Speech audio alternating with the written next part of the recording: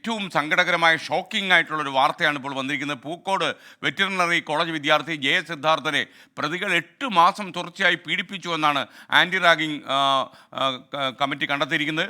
എല്ലാ ദിവസവും college union പ്രസിഡന്റിൻ്റെ മുറിയിൽ ഹാജരാകണമെന്നതായിരുന്നു ശിക്ഷ. 8 മാസം ഈ രീതിയിൽ അദ്ദേഹത്തെ പീഡിപ്പിച്ചുവെന്നാണ് ഇപ്പോൾ ആൻറ്റി റാഗിംഗ് കമ്മിറ്റി റിപ്പോർട്ട് കൊടുത്തിരിക്കുന്നത്.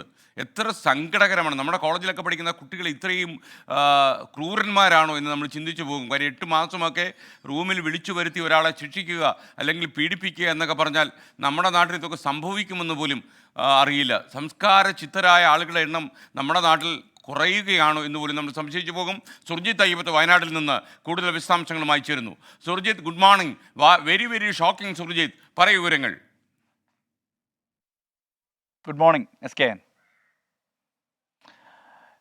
ഈ ആൻറ്റി റാഗിംഗ് സ്ക്വാഡ് സിദ്ധാർത്ഥൻ്റെ മരണവുമായി ബന്ധപ്പെട്ട് നടത്തിയ അന്വേഷണത്തിൽ 166 വിദ്യാർത്ഥികളുടെ മൊഴിയാണ് രേഖപ്പെടുത്തിയത്. ഈ മൊഴിയിൽ ഒരു വിദ്യാർത്ഥി, അതായത് സിദ്ധാർത്ഥൻ്റെ സഹപാഠിയായ ഒരു വിദ്യാർത്ഥി നൽകിയ മൊഴിയുടെ വിശദാംശങ്ങളാണ് ഇപ്പോൾ ഇതിനകം തന്നെ പുറത്തു വന്നിരിക്കുന്നത്. ഇത് അന്തിമ റിപ്പോർട്ടിൽ ചേർത്തിട്ടുണ്ട് ആൻറ്റി റാഗിംഗ് സ്ക്വാഡ്. ഇതിൽ പറയുന്നത് കഴിഞ്ഞ 8 മാസമായി സിദ്ധാർത്ഥൻ ഇത്തരത്തിൽ ഹോസ്റ്റലിൽ റാഗിങ്ങിന് ഇരയായിരുന്നു എന്നുള്ള തരത്തിലുള്ള വിവരമാണ് വ്യക്തമാവുന്നത്.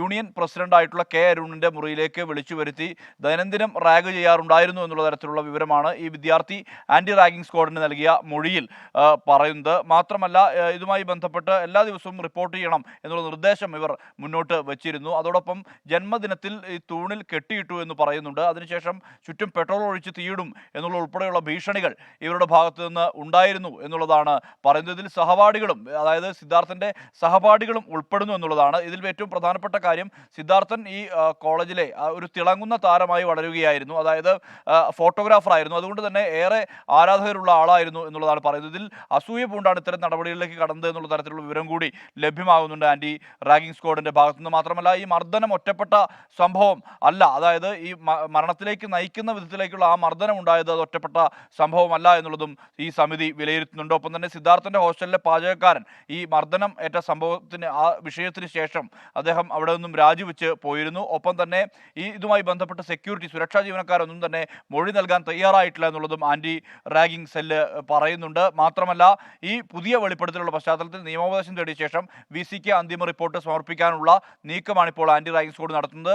പക്ഷേ ഇതിൽ ഏറ്റവും പ്രധാനപ്പെട്ട കാര്യം, ഈ ആൻറ്റി റാഗിംഗ് സമിതിയിൽ ഈ അവിടുത്തെ അധ്യാപകർ ഉൾപ്പെടെയുള്ള ആളുകളുണ്ട്. ഇവരൊന്നും തന്നെ ഈ വിവരം അറിഞ്ഞിരുന്നില്ല എന്നുള്ളത് മറ്റൊരു ദുഃഖകരമായ സംഭവമാണ്. കാരണം അങ്ങനെ ഒരു സംഭവം ക്യാമ്പസിൽ നടക്കുമ്പോൾ സ്വാഭാവികമായും ഈ അധ്യാപകർ ഒരാൾ പോലും അറിഞ്ഞിരുന്നില്ല, ഈ ആൻറ്റി റാഗിംഗ് സമിതിയിൽ ഉൾപ്പെട്ട അധ്യാപകർ പോലും അറിഞ്ഞിരുന്നില്ല എന്നുള്ള ഒരു വിമർശനം കൂടി ഉയരുന്നുണ്ട്. SK. Okay, thank you. Surjith അയ്യപ്പത്താണ് വയനാട്ടിൽ നിന്ന് വിവരങ്ങൾ നൽകിയത്. ഇനി ഏതെങ്കിലും കോളേജിൽ ഇത്തരം കാര്യങ്ങൾ നടക്കുന്നുണ്ടോ എന്ന് കൂടി വിദ്യാഭ്യാസ വകുപ്പ് അന്വേഷിക്കണം. മാത്രമല്ല, ആൻറ്റി റാഗിംഗ് കമ്മിറ്റി, റാഗിംഗ് ഈ ഭൂമുഖത്ത് നമ്മൾ തുടച്ചു മാറ്റിയെന്ന് വിശ്വസിച്ച് നടക്കുമ്പോഴാണ് ഇത്തരമൊരു മൃഗീയമായ സംഭവം റിപ്പോർട്ട് ചെയ്യപ്പെട്ടത്. ഈ വെറ്ററിനറി കോളേജിൽ ഇതൊക്കെ സംഭവിച്ചു എന്ന് നമ്മൾ വിശ്വസിക്കേണ്ടിയിരിക്കുന്നു. മാത്രമല്ല, ഈ കുട്ടികളൊക്കെ തന്നെ, പ്രത്യേകിച്ചും ഈ ഏതെങ്കിലും രീതിയിൽ സംഘടനയുടെ പേരിൽ ഏതെങ്കിലും കുട്ടികൾ ഇങ്ങനെയൊക്കെയുള്ള സാമൂഹ്യ വിരുദ്ധ പ്രവർത്തനം നടത്തിയാൽ ആ കുട്ടികളെ തള്ളിപ്പറയാനുള്ള ആർജവം നമ്മുടെ രാഷ്ട്രീയ കക്ഷികൾ കാണിക്കണമെന്ന് കൂടി ഞങ്ങൾക്ക് അഭിപ്രായമുണ്ട്.